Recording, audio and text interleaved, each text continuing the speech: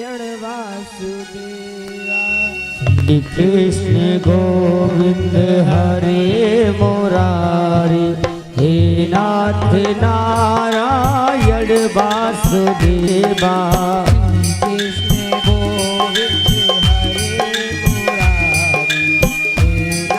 मुरारी, हे नाथ नारायण वासुदेवा। कृष्ण गोविंद हरे मुरारी, हे नाथ नारायण वासुदेवा। मैया परोती मैया यशोदा, हे नाथ नारायण वासुदेवा। हे नाथ नारायण वासुदेवा। कृष्ण गोविंद हरे गोविंद हरे मुरारी, हे नाथ नारायण वासुदेवा। हे नाथ नारायण वासुदेवा, हे नाथ नारायण वासुदेवा। हे नाथ नारायण वासुदेवा, हे नाथ नारायण वासुदेवा। हे नाथ नारायण वासुदेवा, हे नाथ नारायण वासुदेवा। हे नाथ नारायण वासुदेवा, हे नाथ नारायण वासुदेवा। श्री कृष्ण गोविंद हरे मुरारी, हे नाथ नारायण वासुदेवा। कृष्ण गोविंद हरे मुरारी, हरि बोल। नारायण वासुदेवा। राधे कृष्णा राधे कृष्णा राधे कृष्णा राधे कृष्णा राधे कृष्णा राधे कृष्णा राधे कृष्णा राधे कृष्णा। राधे कृष्णा राधे कृष्णा राधे कृष्णा राधे कृष्णा राधे कृष्णा राधे कृष्णा राधे कृष्णा राधे कृष्णा। राधे कृष्णा राधे कृष्णा राधे कृष्णा राधे कृष्णा। राधे कृष्णा राधे कृष्णा राधे कृष्णा राधे कृष्णा। राधे कृष्णा राधे कृष्णा राधे राधे राधे कृष्णा। राधे कृष्णा राधे कृष्णा राधे कृष्णा राधे राधे। राधे कृष्णा राधे कृष्णा राधे राधे राधे कृष्णा। बोलो श्री कृष्ण गोविंद हरे मुरारी, हे नाथ नारायण वासुदेवा। कृष्ण गोविंद हरे मुरारी, हे नाथ नारायण वासुदेवा। कृष्ण गोविंद हरे मुरारी, हे नाथ नारायण वासुदेवा। कृष्ण गोविंद हरे मुरारी, हे नाथ नारायण वासुदेवा। कृष्णा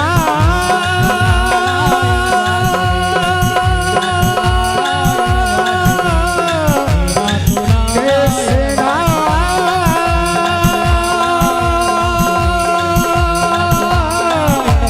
कृष्णा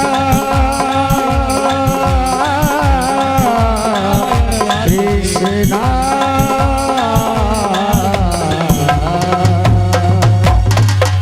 बोलिए वाके बिहारी लाल की राधे रानी सरकार की जय जय श्री राधे। बोलना पड़ेगा राधे राधे। ताऊ जी, आपने पंखे की व्यवस्था नहीं करवाई, बुला लीजिए जरा पंखे को। महापर्वत पर एक बार शंकर भगवान मैया पार्वती से कहते हैं कि पार्वती आप यहीं रुकिए, हम अभी कहीं घूमकर आते हैं। तो बाबा तो वहां से चले जाते हैं, पार्वती मैया रह जाती हैं। तो वहां पर नारायण भगवान नारायण करते करते आ गए और वहां पर मैया से कहते, मैया बाबा कहाँ चले गए? तो मैया कहती हैं कि बाबा तो कहीं घूमने चले गए हैं। तो नारायण भगवान कहते हैं मैया आप हमसे एक बात बताओ, क्या बाबा आपसे सच्चा प्रेम करते हैं?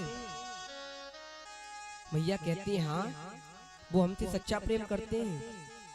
तो मैया एक बात, अगर वो आपसे सच्चा प्रेम करते हैं तो उनसे ये पूछना कि उनके गले में ये मुन्नों की माला कहाँ से आई। और नारायण भगवान इतना कहकर के चले जाते हैं। अब मैया चक्कर में फंस गई और कोक भवन में जाकर के बैठ जाती हैं। अब वहां पर शंकर भगवान आते हैं और बोलते हैं नंदी बेटा तेरी मैया कहाँ पर है? तो नंदी कहते हैं बाबा मैया तो अंदर बैठी हुई है। बाबा कहते हैं कि जाओ मैया को बुला करके लाओ। और नंदी जाते हैं, कहते हैं कि मैया बाबा आ गए हैं, आपको बुला रहे हैं। मैया कहती है मैं नहीं आती, उनसे कह दो खुद ही आ जाए। अब बाबा जा रहे हैं, कह रहे हैं देवी तुम क्यों उदास हो? मैया बोली स्वामी आप पहले हमें एक बात बताओ कि आप हमसे सच्चा प्रेम करते हो? बाबा बोले हाँ मैं तुमसे सच्चा प्रेम करता हूँ। तो एक बात बताओ ये आपके गले में मुन्नों की माला कहाँ से आई? बाबा बोले यही मत पूछो देवी। तो मैया बोली तो आप फिर हमसे सच्चा प्रेम कहाँ करते हो? तो बाबा बोले देवी जब तुम मर जाती हो तुम्हारे गले को काट करके मैं इस माला में डाल लेता हूँ। अब बताओ मैं तुमसे सच्चा प्रेम करता हूँ या नहीं? मैया बोली वो बात तो ठीक है लेकिन मैं ही क्यों मरती हूँ, तुम क्यों नहीं मरते? बाबा बोले देवी मैं इसीलिए नहीं मरता, मैंने तो अमर कथा सुनी है इसीलिए नहीं मरता। तो मैया बोली मुझे भी अमर कथा सुनाओ। अब बाबा बोले ठीक है लेकिन मैं सुना तो दूंगा, लेकिन मेरी एक शर्त है, तुम्हारे अलावा यहाँ पर किसी ने भी कथा सुन ली ना तो वो भी अमर हो जाएगा। तो मैया ने 3 ताली बजा दी, 1 2 3। तो सारे जीव वहां से उड़ गए।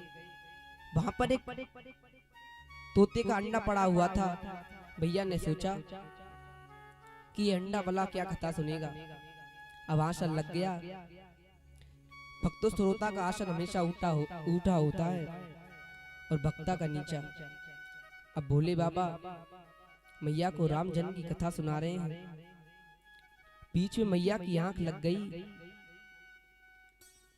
तो मैया सो जाती है। बाबा तो कथा सुना रहे हैं। जब मैया नींद से जागी तो कहने लगी कि स्वामी ये बीच की कथा कहाँ चली गई? तो मैया बोली, तो बाबा बोले कि कहाँ चली गई, मैं तो सुना रहा था। बाबा बोले तुमने नहीं सुनी तो किसने सुनी? कि स्वामी जी मेरी तो आंख लग गई थी, तो फिर ये हुकरा कौन दे रहा है? तो बाबा ने आंख खोल कर देखा कि वहां पर जो अंडे का, तोते के अंडे का अंडा था उसमें से जीव उत्पन्न हो गया, वो तूता हुकरा दे रहा था। अब तो भोले बाबा ने तुरंत उठाया और तोतों के पीछे पीछे भाग रहे हैं। तोता आगे आगे दौड़ रहा है और कहते हैं कि महापर्वत पर महादेव जी बैठे आसन मार, अमर कथा जब लगे सुनाने, गौरा के त्रिपुरार उमा के तो पड़ गए सोता, हुकरा दे रहे सोता। उमा के मर गई सोता, हुकरा दे रहे सोता। उमा की मर गई सोता, हुकरा दे रहे सोता। महापर्वत पर महादेव जी बैठे आसन मार, अमर कथा जब लगे सुनाने, माँ के पर गए सोता हो करा दे रहे तोता हो माँ के पर गए सोता हो करा दे रहे तोता। हरि तालियों का स्वागत करते हुए ताली बजाते हुए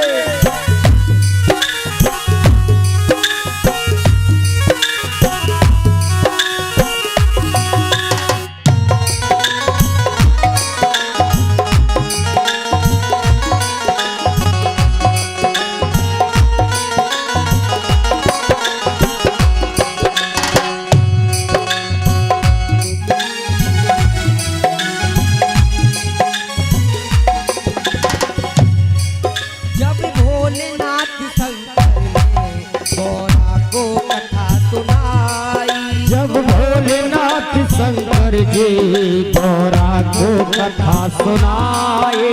कथा हुई ना पूरी और नींद उमा को आई। कथा हुई ना पूरी और नींद उमा को आई।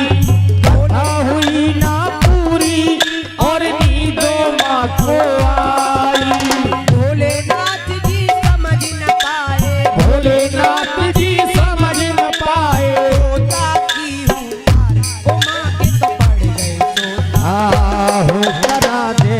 सोता हो माँ की पड़ गए सोता हो करा दे रहे हो।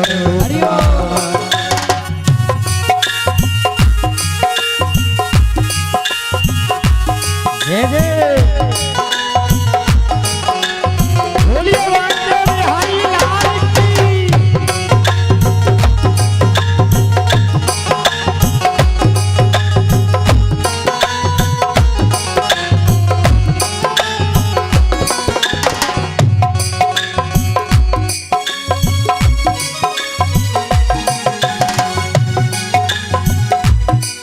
जब नींद से गौरा जागी अब सोच हुआ बड़ा भारी। जब नींद से गौरा जागे दिल सोच हुआ बड़ा भारी।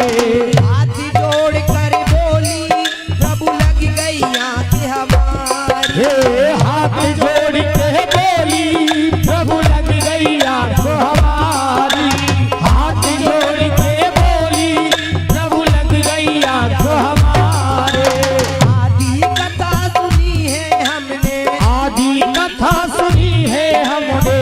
आदि है बरकार उमा के पड़ गए सोता हो करा दे रहे सोता उमा के पड़ गए सोता हो करा दे रहे सोता।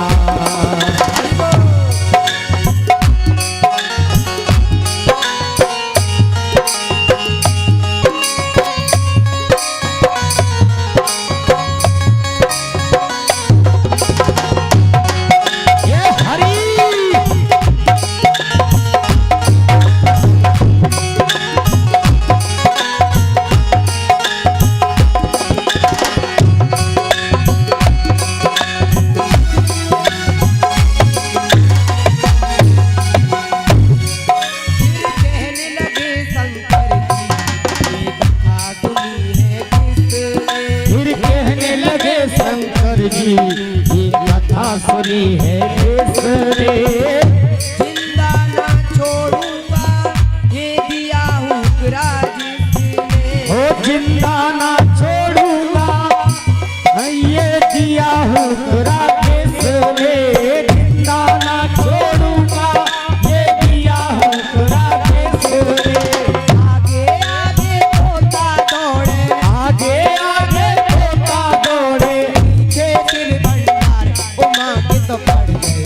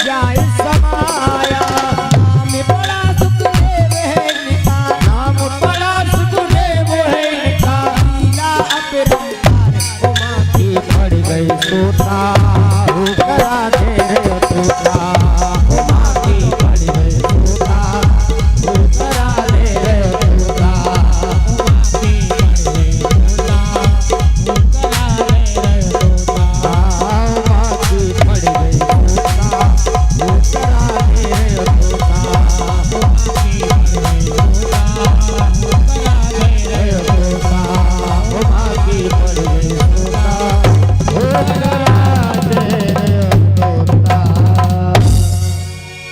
बोलिए बांके बिहारी लाल की, बोलिए राधा रानी सरकार की जय जय श्री राधेश। अब तोता उड़ते उड़ते वेद व्यास जी के घर पहुंच गया। उनकी पत्नी अरनी महारानी छत पर अपने केस सुखा रही थी, तो उनको एक नींद का झोंका आया। तो तोते ने सूक्ष्म रूप धारण करके उनके गर्भ में अवतार ले लिया। अब भोलेनाथ जी नीचे हैं, अंदर जा नहीं सकते क्योंकि वेद व्यास जी घर पर नहीं है। जब वेद व्यास जी आए तो कहने लगे आओ बाबा जी आओ। अब शंकर भगवान कह रहे नहीं, हम आपके घर नहीं आएंगे, हम आपके घर हमारा चोर है। वेद व्यास जी बोले वो चोर किस बात का? आपने ही तो कहा था जो अमर कथा सुन लेगा वो अमर हो जाएगा। इस बात को कहकर भोले बाबा वहां से चले जाते हैं। अब 12 वर्ष बीत गए, सुखदेव जी बाहर ही नहीं आ रहे हैं। तो वेद व्यास जी ने कहा अरे लाला आजा। तो अंदर से आवाज आई कि नहीं पिताजी, मैं अगर बाहर आऊंगा तो ये माया मुझे सताएगी, ये संसार मुझे सताएगा। वेद व्यास जी कहते हैं लाला मैं तुझसे वादा करता हूं ये माया तुझे नहीं सताएगी। और सुखदेव जी का जन्म हुआ। सुखदेव जी जन्म लेते ही वन की तरफ चल दिए। बोलिए सुखदेव जी महाराज की जय। भक्तों, महाभारत के अभिमन्यु के पुत्र परीक्षित जी हैं। वह एक दिन जंगल में शिकार खेलने के लिए जाते हैं, तो उन्हें भूख और प्यास लगती है। वहां पर जंगल में उन्हें एक झोपड़ी दिखी, वहां पर गए। फिर संग्राम ऋषि की झोपड़ी थी, वहां पर संग्राम ऋषि तप करने बैठे हुए थे। अब कहा कि स्वामी जी हमको बहुत भूख लगी है, हमें कुछ खाना दे दो, पीने को पानी दे दो। अब संग्रासी तो तप करने बैठे हैं, वो कुछ नहीं सुन रहे। तो संग्रासी कुछ आवाज नहीं देते, तो परीक्षित जी ने मरा हुआ सर्प उनके गले में डाल दिया और वहां से चल दिए। जब संग्रासी के बेटे आए तो उन्होंने कहा पिताजी जी आपके गले में मरा हुआ सर्प कौन डाल गया? तो संग्राम जी कहते हैं मुझे नहीं पता, मैं तो तप करने के लिए बैठा था।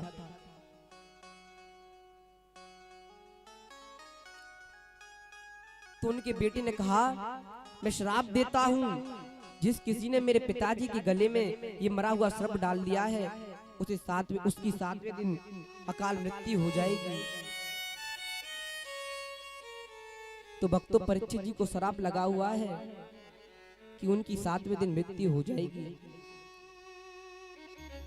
जैसे ही उनको पता चला कि मेरी 7वें दिन मृत्यु हो जाएगी, तो उन्होंने सोचा कि जिस व्यक्ति की 7वें दिन मृत्यु हो जाए उसको क्या करना चाहिए। तो सुखदेव जी ने कहा कि आप गोविंद की कथा सुनो। और सुखदेव जी कथा सुना रहे हैं। श्री सुखदेव जी कहते हैं राजा परीक्षित अब तुम क्या सुनना चाहते हो? राजा परीक्षित कहते हैं गुरुजी मुझे उस गोविंद की कथा सुनाओ जिसने मेरी रक्षा मेरी माँ के पेट में की थी और मेरे बाबा और मेरी परबाबा की रक्षा की थी। श्री सुखदेव जी कहते हैं, राजा परीक्षित, तुम कुछ खा पी लो, तुम्हें भूख लगी होगी, थोड़ा जल तो पियो, तुम्हें प्यास लगी होगी। परीक्षित जी कहते हैं, गुरुजी, मुझे ना भूख लगती है ना ही प्यास लगती है। आपके मुख से गोविंद की अमृतमयी कथा का पान कर रहा हूँ। किसी व्यक्ति को रसगुल्ला खाने को मिल जाए, थोड़ा गुड़ खाकर मुंह से चपना क्यों करेगा? गुरुजी, मैं अभिमान नहीं करता, मैंने भूख और प्यास को जीत लिया है। इसी गलती की वजह से मैंने शृंगी ऋषि के गले में मरा हुआ सर्प डाल दिया था। अब मुझे ना भूख लगती है ना प्यास लगती है। भक्तों, कथा तो परीक्षित जी ने सुनी थी, हमारी और आपकी तरह नहीं है, थोड़ी सुन लेते हैं थोड़ी नहीं। ना तो सुखदेव जी का आसन बदला, ना ही परीक्षित जी का।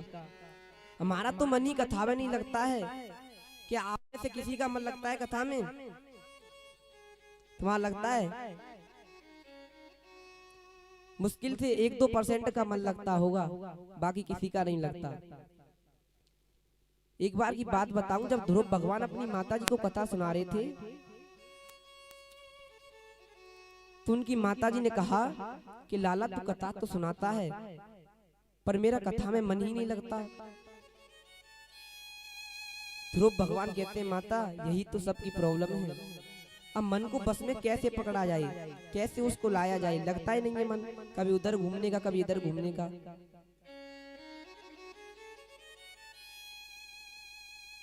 एक राजा था, उसने शर्त लगाई कि मेरे बकरे का जो पेट भर देगा उसको मैं अपना आधा राज्य दान में दे दूंगा। और राज्य के व्यक्ति रोज आते और रोज उस बकरे को ले जाते और खूब खाना पीना खिलाते। लेकिन शाम को वापस लेके आते तो राजा हरी हरी घास डालता, तो वो तो हरी हरी घास खा लेता। फिर वो व्यक्ति हार जाते। अब बकरे का पेट कितना भी भर लो, अगर आप उसके सामने हरी हरी घास डालोगे तो उसको खाएगा जरूर। अब एक संत को मालूम पड़ा कि एक राजा ने इस प्रकार की शर्त लगाई है, कोई इस बकरे का पेट भर देगा तो उसको अपना आधा राज्य दान में दे देगा। अब वो संत आए और कहने लगे कि आप हमें अपना बकरा दे दो, हम इसका पेट भर देंगे। अब वे ले जाते हैं, उस बकरे के सामने हरी हरी घास डाल दी। जैसे ही बकरा हरी हरी घास को खाने के लिए तैयार हुआ, वैसे ही उन्होंने एक छड़ी मार दी उसके। फिर खाने के लिए तैयार हुआ, फिर छड़ी मार दी। फिर खाने लगा, फिर छड़ी मार दी। बकरे ने सोचा कि जब मैं खाता हूं तो ये मारता है, नहीं खाता तो नहीं मारता है। ऐसा ही पूरा दिन चलता रहा। शाम को राजा के पास लेके आया, राजा ने हरी हरी घास डाली तो बकरे ने पहले तो घास की तरफ देखा और फिर उस संत की तरफ देखा कि यहीं पे है, अगर खाऊंगा तो एक और डंडी मार देगा। भक्तों, प्रयास करने से ही मन को बस में किया जा सकता है। प्रयास करो, रोज प्रयास करो और इस मन से कहो कि ओ पापी मन कर ले भजन, बाद में प्यार पछताएगा जब पिंजरे से पंछी निकल जाएगा। जब पिंजरे से पंछी निकल जाएगा, ओ पापी मन कर ले भजन, ओ पापी मन कर ले भजन, बाद में प्यार पछताएगा, पंछी निकल जाएगा, पंछी निकल जाएगा।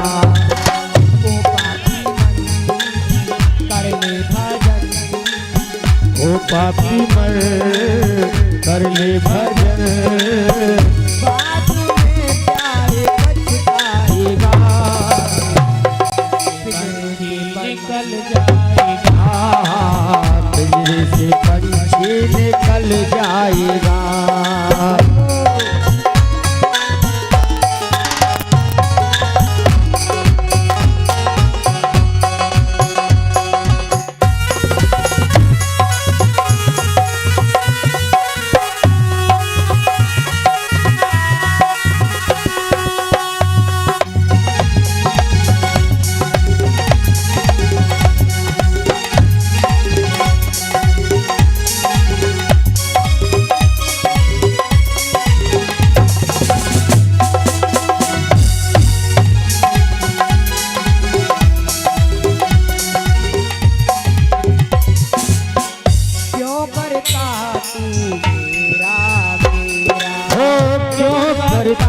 तू मेरा मेरा कुछ ना तेरा कुछ ना मेरा हो कुछ ना तेरा कुछ ना मेरा खाली हाथ आया है खाली हाथ जाएगा खाली हाथ आया है खाली हाथ जाएगा जैसा कर्म किया तूने वैसा ही फल पाएगा जैसा कर्म किया तूने वैसा ही फल पाएगा बाद में प्यार पछताएगा जब पिंजरे से पंछी निकल जाएगा जब पिंजरे से पंछी निकल जाएगा ओ पापी मर कर ले भजन ओ पापी मर कर ले भजन ओ बाद में प्यार पछताएगा जब पिंजरे से पंछी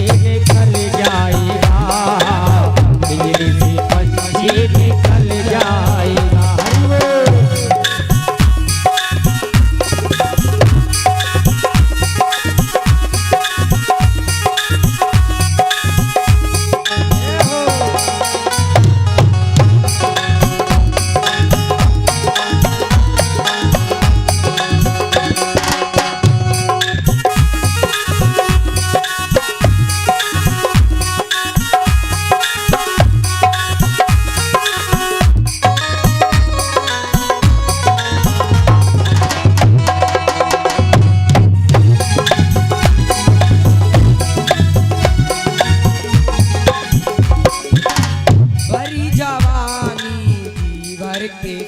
भरी जवानी जी भर के सोया आया बुढ़ापा तो देख के रोया आया बुढ़ापा तो देख के रोया प्रभु की नजर से तू बच नहीं पाएगा प्रभु की नजर से तू बच नहीं पाएगा प्रभु की नजर से तू बच नहीं पाएगा आएगा बुढ़ापा तो थर थर कांपेगा आएगा बुढ़ापा तो थर थर कांपेगा बाद में प्यार पछताएगा पिंजरे से पंछी निकल जाएगा जब पिंजरे से पंछी निकल जाएगा ओ पापी मर कर ले भजन ओ पापी मर कर ले भजन बाद में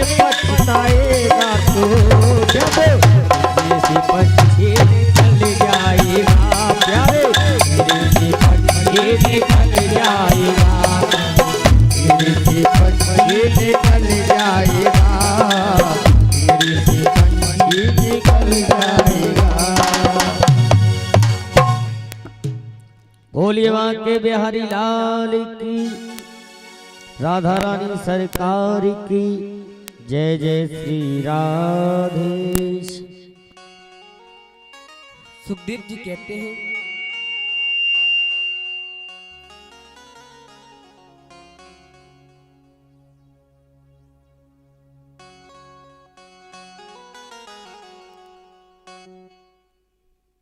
सुखदेव जी कहते हैं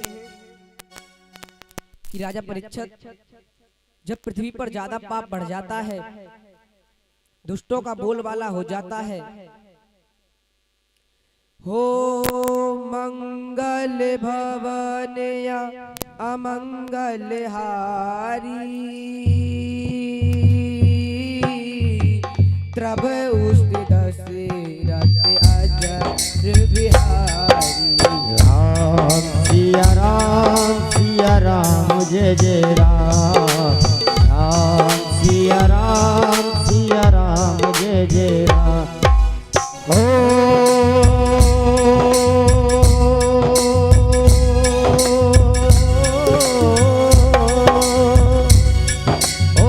मंगल भवन अमंगल हारे,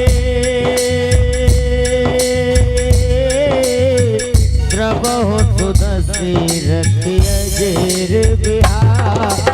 राम सिया राम जय जय राम, राम सिया राम जय जय राम। जब जब होए धर्म की हानि,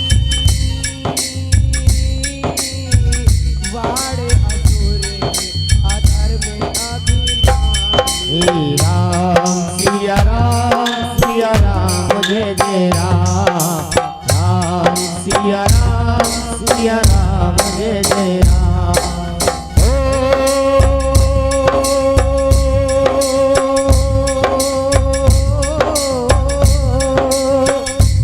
हो जब जब होए धर्म की हानि,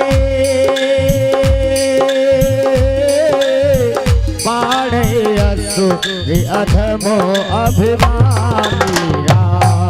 राम सिया राम जय जय राम, राम सिया राम जय जय राम।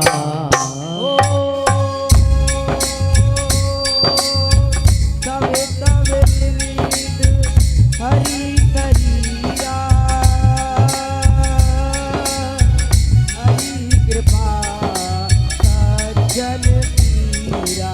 राम सिया राम जय जय राम, राम सिया राम जय जय राम।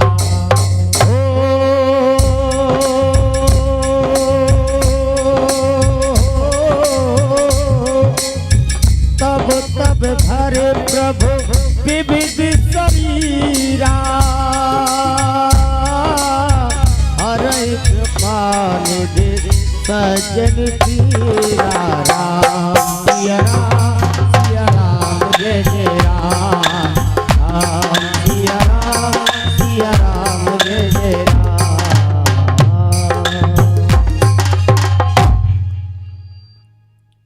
सुखदेव जी कहने लगे कि जब पृथ्वी पर ज्यादा पाप बढ़ जाता है तब तब भगवान बहुत से शरीर धारण करके आते हैं।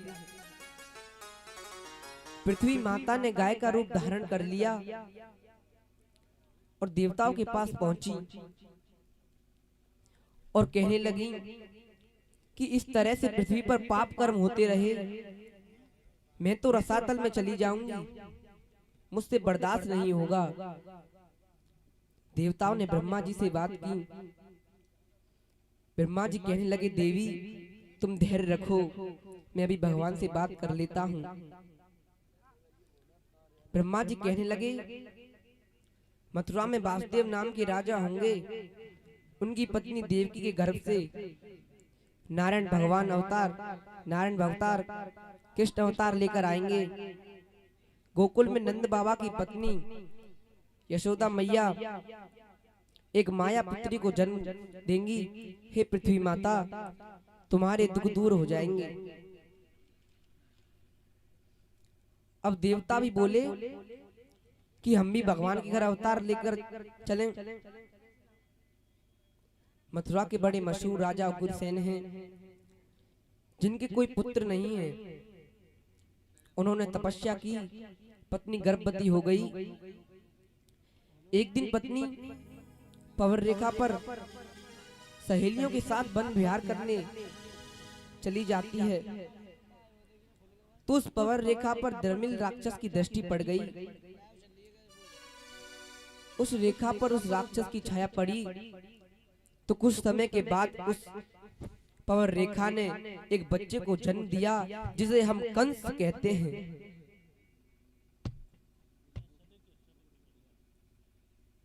कंस धीरे धीरे बड़ा होने लगा,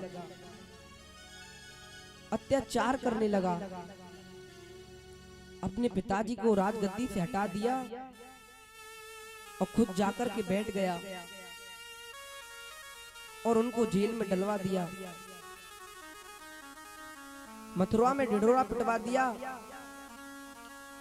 कि आज के बाद कोई यज्ञ नहीं करवाएगा, कोई ब्राह्मणों को भोजन नहीं कराएगा, कोई पूजा पाठ नहीं करेगा,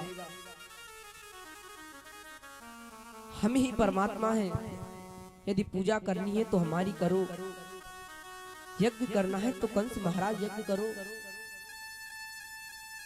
मंत्र बोलना है तो कंस स्वाहा बोलो। कंस को अभिमान हो गया कि चाचा जी की छोटी पुत्री देवकी का मैं विवाह कर दूं। चाचा जी की छोटी पुत्री है, मेरी छोटी बहन है, वासुदेव जी के साथ विवाह हो रहा है।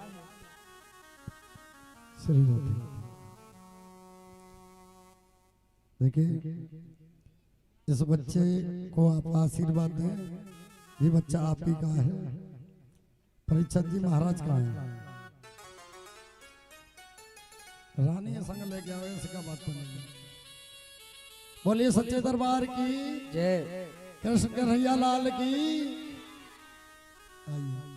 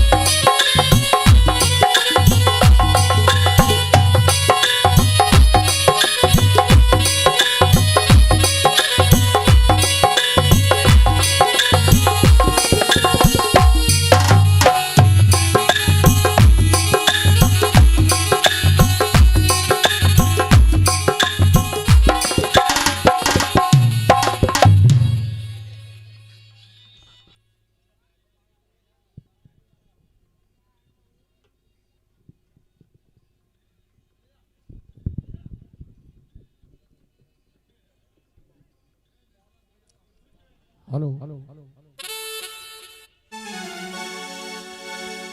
बोलिए वाके बिहारी लाल की, राधा रानी सरकार की।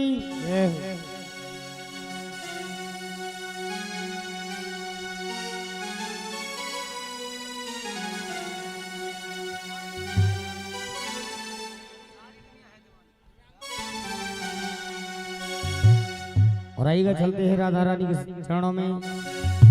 सारी दुनिया है दीवानी, राधा रानी आपकी। ओ सारी दुनिया है दीवानी, सारी दुनिया है दीवानी, राधा रानी आपकी। सारी दुनिया है दीवानी, राधा रानी आपकी। ओ सारी दुनिया है दीवानी, राधा रानी आपकी। सारी दुनिया है दीवानी, राधा रानी आपकी। ओ राधा रानी आपकी, राधा रानी आपकी। राधा रानी आपकी, राधा रानी आपकी। ओ राधा रानी आपकी, राधा रानी आपकी। सारी दुनिया है दीवानी, सारी दुनिया है दीवानी। हाजी परीक्षित महाराज, परीक्षित महाराज जी, अरे महाराज परीक्षित महाराज जी, कैसे महाराज नाराज है रे बच्चन पे।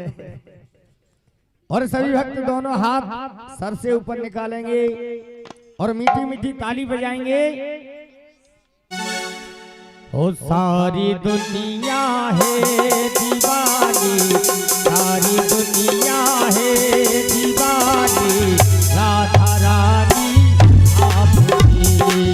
सारी दुनिया है दीवानी, राधा रानी आपकी।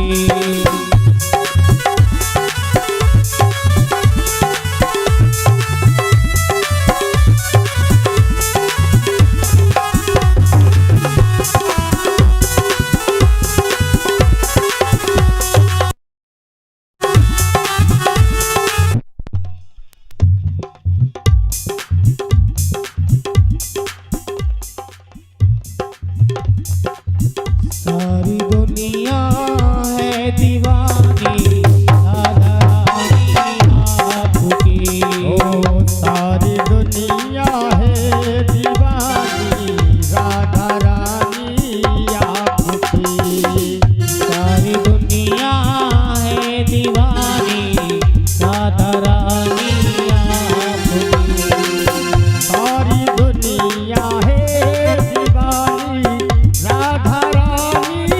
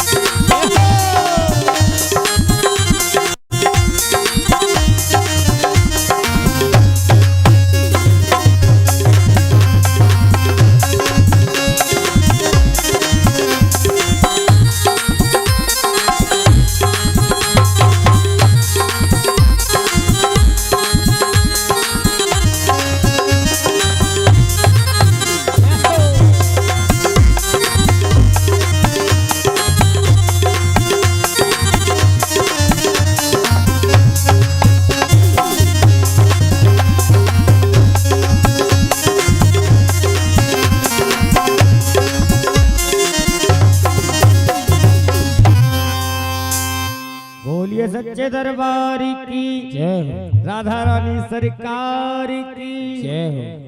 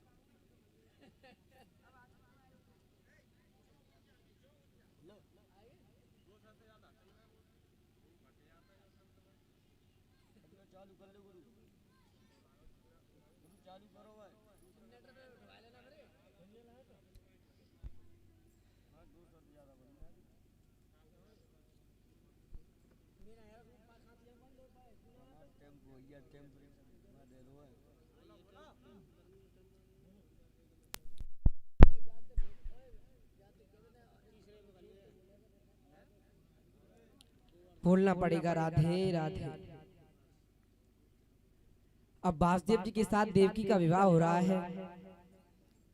कंस ने बहुत सा दहेज दिया, बड़ी धूमधाम से विवाह हो रहा है। जब कंस देवकी को विदा करने चला तो आकाशवाणी हुई, अरे कंस, जिस देवकी को तू विदा करने जा रहा है, इस देवकी का 8वां गर्भ तुम्हारा काल होगा। आकाशवाणी ने ये नहीं कहा कि देवकी का बेटा तुम्हारा काल होगा। आकाशवाणी ने ये कहा कि देवकी का 8वां गर्भ तुम्हारा काल होगा। लेकिन कुछ ना समझ लोग आत्मा को ही देव मानने लगते हैं, इसलिए अपने परिजनों को मारने में संकोच का अनुभव नहीं करते। कंस ने कहा कि मेरे काल को देवकी जन्म देगी, मैं अपने काल को जन्म देने वाली को ही नहीं जीवित छोड़ूंगा, तो काल पैदा ही कहां से होगा। अब देवकी के केस पकड़कर देवकी को रथ से नीचे उतार लिया और तलवार निकाली, तलवार से मारने के लिए तैयार हुआ। भक्तों,